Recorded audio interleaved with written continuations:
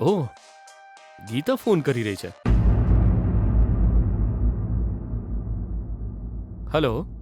Hello પપ્પાજી, હા બોલ ને બેટા. તમે ક્યાં છો? હું અહીં ઘરે જ છું.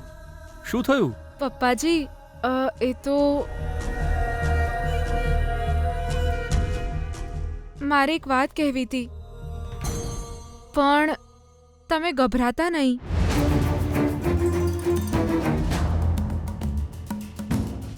શું થયું બેટા? પપ્પાજી, એ તો વિજયને થોડું વાગ્યું છે પપ્પાજી.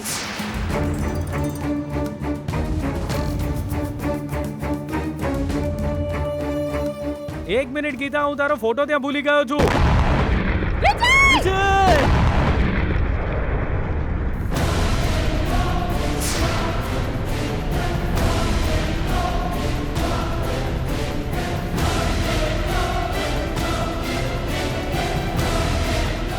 ગીતા, આ તો શું બોલે છે બેટા? પણ અત્યારે વિજય. પપ્પાજી, મેં તમને કીધું ને, તમે ગભરાતા નહીં. એના જીવને કોઈ જોખમ નથી. અમે એની સારવાર કરાવી દીધી છે. એ એકદમ સ્વસ્થ છે. હું લોકેશન મોકલું છું, તમે જલ્દી આવી જાઓ પપ્પાજી. ઓકે બેટા. ભાનુ, પગ થોડો હલાવતો. નથી થતું મારાથી. થોડો પ્રયત્ન તો કર યાર, થઈ જશે. અરે હા બાપરે.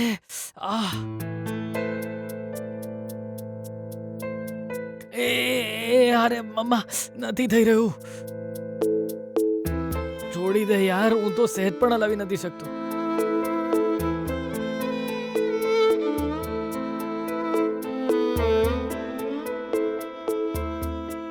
વિજય, તને પગે બહુ દુખે છે? ના ગીતા, મને સહેજ પણ દુખાવો નથી.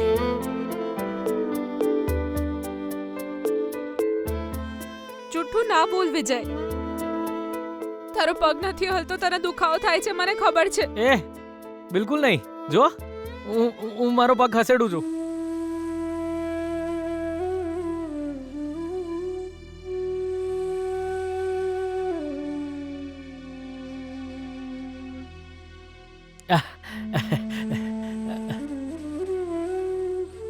જો, મારા હાથ જો.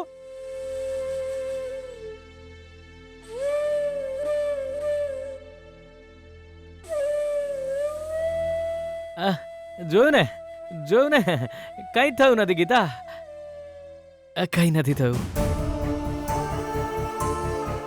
અરે શું બોલે છે યાર? પેલા દિવસે સિલિન્ડર બ્લાસ્ટમાં ઘાયલ થયા પછી તું તો સાજો થઈ ગયો હતો. તોય ફક્ત ગીતા સાથે રહેવા માટે તું ગીતા સામે ખોટું બોલ્યો. પણ આજે તને દુખાવો થાય છે. તું એ ગીતા દુખી ન થાય એ માટે તું તારી પીડા છુપાવે છે. કેમ યાર? એવું જ હોય રોકી. સાચો પ્રેમ છે યાર.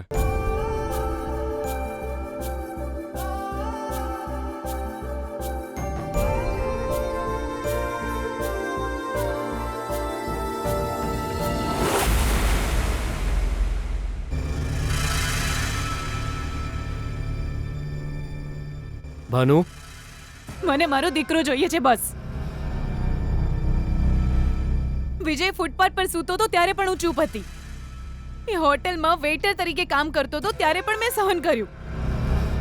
જ્યારે ઓટો ચલાવવા લાગ્યો ત્યારે એક શબ્દ પણ નહોતો કહ્યો મેં. આ શું છે? જીવ જોખમમાં મૂકીને પૈસા કમાવાની શું જરૂર છે? એને આવી શરત જીતવાની શું જરૂર છે? મને કહો તમે. એવું નથી ના ના ભાનુ. ના જીજુ, ના ના ના, આ તો એક માની પીડા છે જીજુ.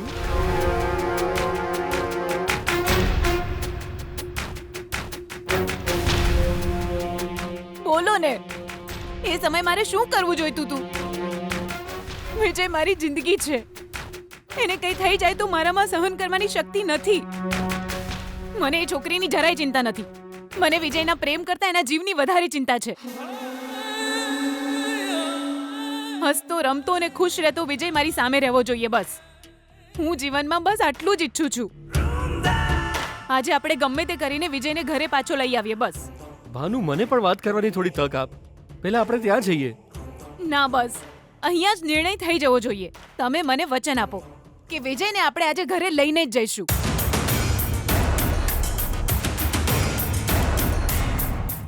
અરે તમે શું વિચારી રહ્યા છો? મને વચન આપો.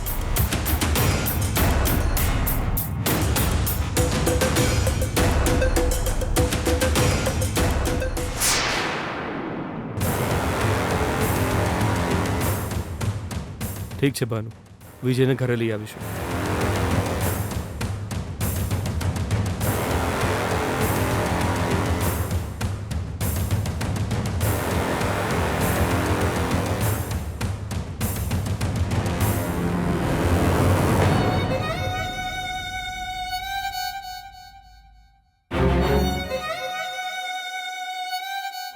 તમે મને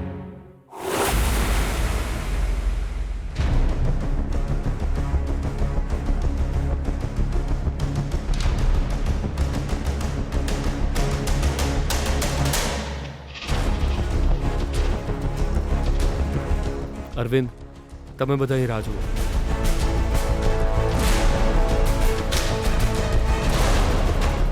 તમે નહીં આવો? હા તો ઊભા રહો ઠોયા જમવા રહું.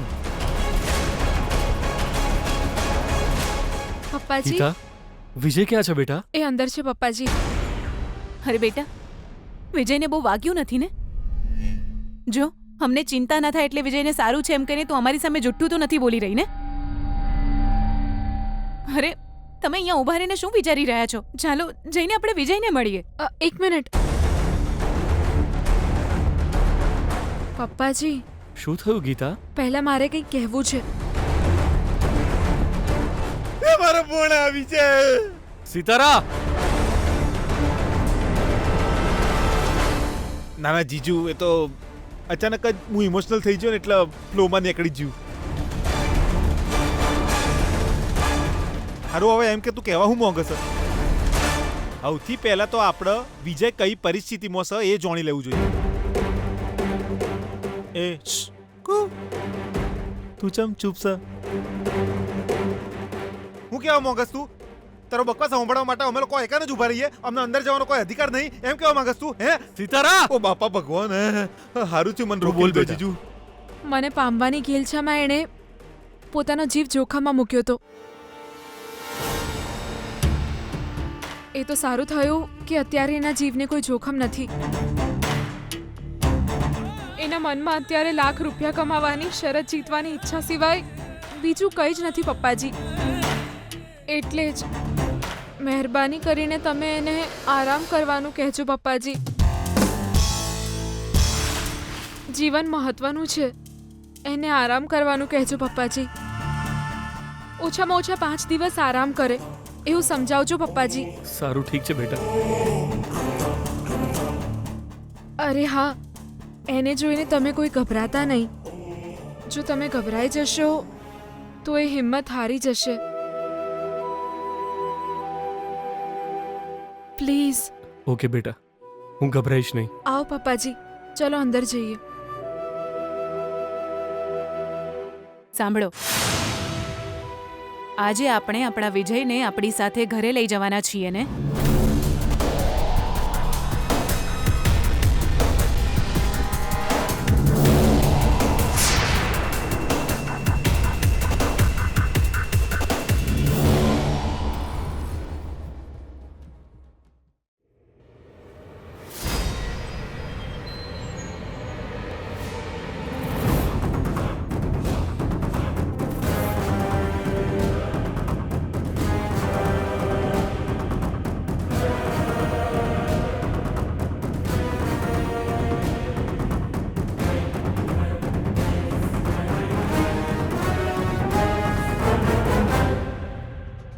હે ભગવાન.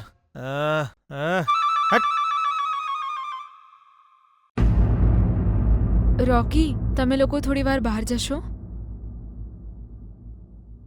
આવો પપ્પાજી. નમસ્તે અંકલ.